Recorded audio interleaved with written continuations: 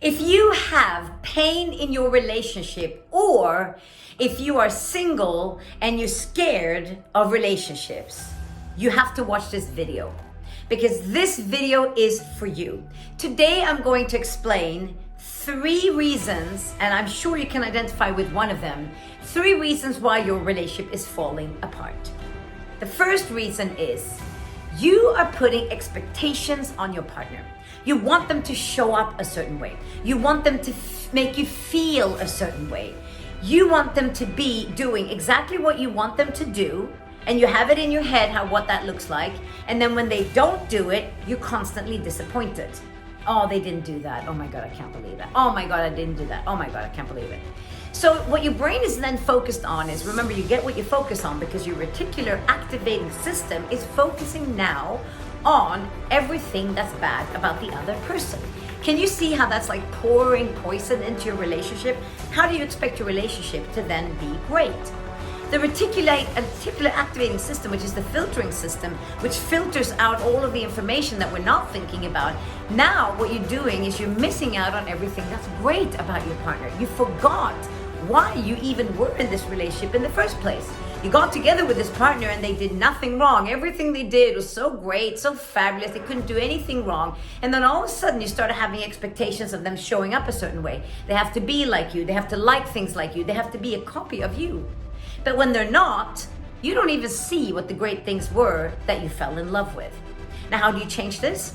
Well, you change all of those expectations that your reticular activating system is now activated on, and then you trade them for appreciation. So your focus now goes to appreciation. What's good about this person? What's good about this situation? What can I learn from this person, because they're completely opposite to me? What am I learning about myself by being with this person? So actually this person now becomes a teacher for you, and it humbles you and makes you understand the reason why you actually got together in the first place.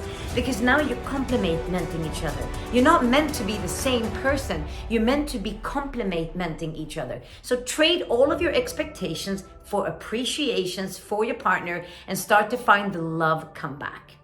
Number 2, you blame your partner. Now, why do you blame your partner? Well, blame only comes out of fear.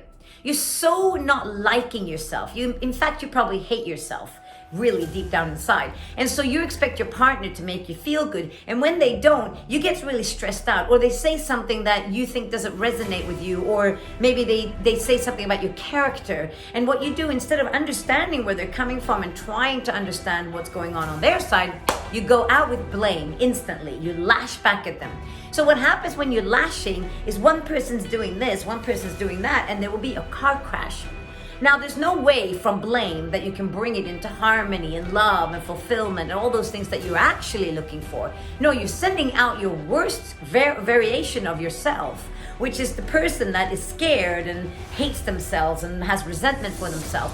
That person you send out into the relationship. Again, pouring poison into the relationship, hoping that the relationship will be a great one, which it won't, and it will start to fall apart.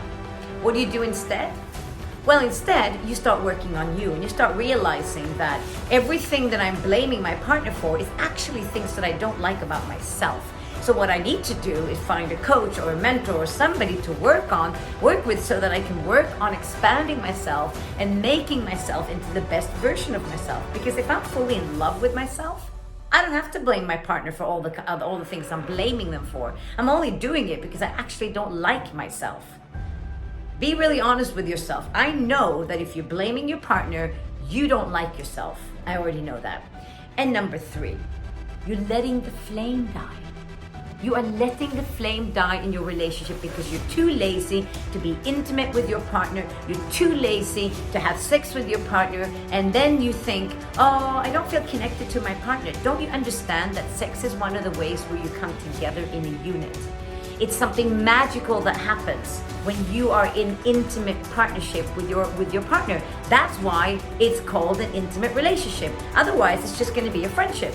And you might as well just live separate side by side, but you're not going to have that intimacy that you're looking for.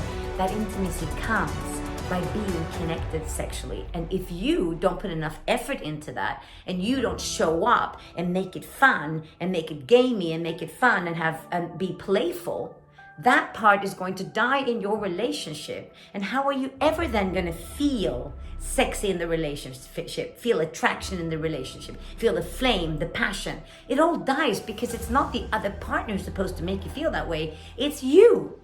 So what you do there, you start to bring the flavor back. Maybe you dress up sexy when your partner comes home, if you're a woman, maybe even if you're a man.